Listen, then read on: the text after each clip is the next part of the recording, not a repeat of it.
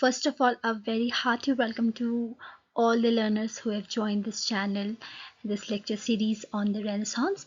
I'm Padma. I'm a research scholar at the Indian Institute of Technology, Bhubaneswar, and I would like to inform you that I'm going to start a lecture series on the Renaissance. Um, I'll divide the series in multiple short videos, and today we are going to have an introductory session on the Renaissance. But before that, I'd like to give you a brief overview of what we are going to study in this lecture series. Uh, Before that, and also I would like to tell you that the notes that I have incorporated here is a mixture of my research on the internet, as well as the main source is from the Routledge History of English Literature. So I've tried my level best to bring the best study material for you people. Um, so we'll begin with today's session, that is an introductory session on the Renaissance period. As you might all be well aware that the Renaissance period started from the year 1485 and lasted till 1660. These are the contents, the topics that we are going to discuss in this long lecture series. Right, first we'll have an introduction, that is today's session. Then we'll move on to Renaissance poetry. We'll discuss a bit about drama that came before Shakespeare, Renaissance prose. Bible translation is a very important topic in Renaissance. We'll discuss that. Shakespeare, uh, this very important figure, not just in the Renaissance period, but in the whole of English literature. We're going to discuss aspects of his plays and sonnets. Then the metaphysical poets, the cavalier poets, Jacobean drama to the closure of the theatres in 1642. We'll discuss two subtopics within this main topic, that is Ben Jonson and masks. Other dramatists of the early 17th century will also come under discussion. We'll discuss a very important topic during this time, that is the city comedy. And after the city comedy, we'll come to the end of the Renaissance period. Here, we're ready to begin with today's session, that is the context and conditions of the Renaissance period. Right. So, before anything, it is very important for you to understand what is the Renaissance. Renaissance was a period in the European history which roughly spans from 14th till 17th century, and it is characterized by the revival of interest in the classical learning, classical art, the classical culture of Greek and Rome. So it is like this sudden interest that you develop in the past tradition, right? So this marked significant changes in and around England, in the whole of Europe. So what happened during the Renaissance period? Renaissance period was marked by very significant events. The first of all, the first very important event is the end of the Wars of Roses. Secondly, the beginning of the printing era. So when I say Wars of Roses, what is this Wars of Roses? The Wars of Roses was a series of civil wars which was fought between in the medieval England from 1455 till 1487 between two houses, or you can say two political parties with different ideologies, the House of Lancaster and the House of York. House of Lancaster was symbolized by this red rose, while the House of York was symbolized by white rose. So this war, this very long civil war, was ended during the Renaissance period. One important event. Secondly, the printing era began. Right. So why is it so important? Because the written material started to come into print format. Now literature could be, expanded on a very large scale. This started during the Renaissance. Now, the second aspect of the Renaissance period is the exploration and the discovery of newer worlds, right? Christopher Columbus is a very famous traveler. He's very well known. He's a very well known Italian traveler, voyager, and he explored across the Atlantic Ocean. He explored, very widely, all across the globe. But his most important, his most popular exploration was the voyage in 1492, which introduced the Europeans to the New World. He went in search for Asiatic nations, but then he discovered the Americas. Right? This sparked a lot of curiosity and exploration. This opened doors for the Europeans to the other world. It sparked a lot of uh, interaction with the other world. Trade and cultural exchange started to happen during that time because of this new discovery by Christopher Columbus. Thirdly, Tudor dynasty. England was transformed or changed greatly under the Tudor dynasty. So, what is the Tudor dynasty? Tudor dynasty is a series of kings or monarchs who ruled England and Wales from 1485 to 1603. So it was founded by Henry VII after his victory in the Wars of Roses. So we earlier discussed about the ending of the Wars of Roses, right? So here in this war, Henry VIII had won. He was victorious, and because of this, he started his dynasty, which is the Tudor dynasty. It was the reign of the Henry VIII after Henry VII was very important. It is a very remarkable period in the history of England because Henry VIII came into a very strong conflict with the Church of the Roman Catholic Church. So now when I say conflict with the Roman Catholic Church, it is it is coming in conflict with the most authoritative power existing in the country during that time, or almost in the whole of Europe, right? The Roman Catholic Church had authority even over the rulers, like the religious laws that they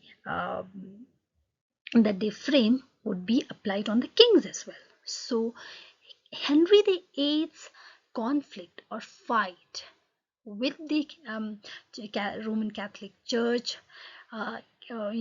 did a lot of things. It led to the establishment or the formation of the Church of England. It led to the dissolution of the monasteries, and it left, very importantly, towards the shift to Protestantism. So from Catholicism to Protestantism, this shift happened because of this very famous conflict with the Roman Catholic Church. Now, why did this happen? This thing happened because Henry VIII was a very infamous king. He had many wives, but then for some reason his wives were not able to give him a son who could be a potential heir to his throne and his position. And he wanted to end his marriage with his wife Catherine of Aragon. But during that time, divorce was illegal. It was not permitted by the church. And because of that, the king got into a conflict or fight with the Roman Catholic Church, and it ultimately led to the separation of church and the separation of the king from the Roman Catholic Church, and the king established himself as the head of the state. right? Head of everything. So Roman Catholic Church no longer held that authority. So we'll here discuss about the Reformation. Okay, Reformation. The Reformation is very important, a very important term here. It was triggered, or it was propagated by European thinkers like Erasmus and Martin Luther. These two people are very important characters in this Reformation movement, right? So Erasmus, who was Erasmus? Erasmus was a Dutch Renaissance humanist, scholar, and theologian. And Martin Luther was a German monk who sparked the Protestant Reformation with his 95 Theses. If you get to read about him, you'll get to know that he wrote 95 Theses against the many corrupt practices happening in the Roman Catholic Church during that time, and he sparked this Protestant Reformation. What is the Protestant Reformation? They challenged the authority of the Catholic Church, right? So many people started to shift from Catholicism to Protestantism. Protestantism is nothing but just a branch of Christianity. It is not a different religion. It is just a different branch of Christianity that emerged from this 16th century Reformation. What it did is it emphasized, or it focused on, the individual interpretation of scripture. People said, we want to interpret our Bible on our own, right?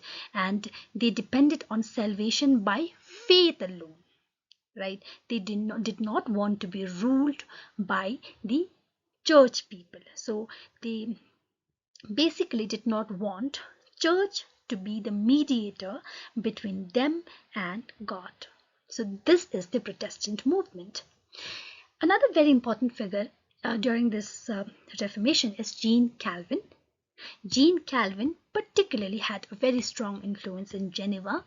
He propagated Protestantism in Geneva and influenced its ideals, in Switzerland. Who is Jean Calvin? Jean Calvin is a 16th century French theologian and pastor renowned for his systematic theology in Institutes of the Christian Religion. This is his work and his influence in shaping Reformed Protestantism. So, as I said, especially in the region of Geneva. He was very famous. His influence was very strong in that region. Another very important feature of the Renaissance period is that there was scientific advancements, such as scientists like Copernicus and Galileo challenged traditional beliefs, challenged the beliefs that was propagated by the church. About what? About the universe and about the humanity's place in it. Um, before them, before these people theorized certain things, it was generally believed that the earth was the center of the universe. Galileo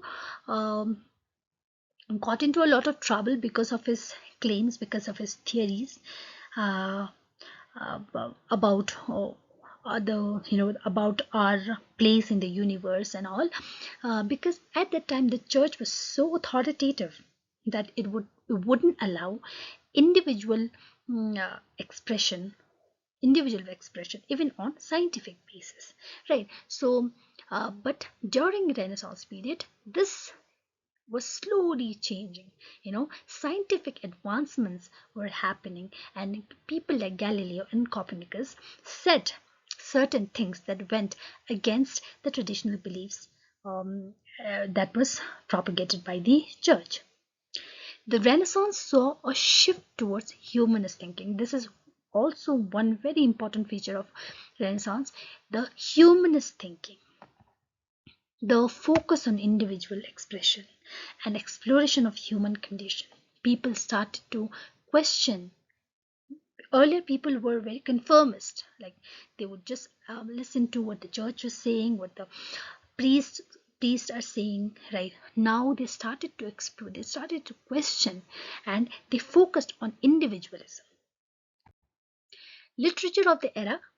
So all these things were reflected in the literature of that time, like the shift, the changes, and the literature of that time started to explore different kind of themes like human freedom, morality, the meaning of life. What is the meaning of life? What is the purpose of life? With And who are these very famous people? Shakespeare, Marlowe, and Milton, John Milton. These people were the ones. These are few of the very notable figures who explored these themes which were never before explored, right, in the medieval time. And then on the political front, Elizabethan England faced instability. Obviously, Elizabethan time was a golden era for England, but they also faced instability in terms of religious tensions, Catholicism, Protestantism, all kinds of tensions, and you know internal Cold War kind of situation, and plots were being, certain people were plotting against the monarch as well. There were potential rebellion against the monarch. This didn't happen, but there was this potential of developing rebellions.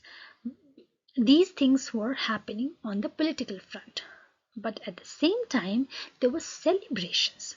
The good things about the Elizabethan time was that like one of the very good things was the defeat of the Spanish Armada. It was in 1588. It is a very important, very pivotal event in the European history. It marked a significant victory of England over Spain. England and Spain got into this naval battle. They were fighting on the water, right? And King Philip II was the emperor of Spain during that time. He wanted to overthrow Queen Elizabeth I. But then what actually happened is that King Philip II's attempt to overthrow Queen Elizabeth I and secure Catholic dominance in Europe was dismantled. So he could not do that. So England was victorious in this battle, in this war. So this is a defeat of the Spanish Armada, very important event. And then London started to grow in importance as the nation's capital. Theatre was becoming very popular, and it was also opening doors for debates. It was also becoming a source of entertainment for the masses.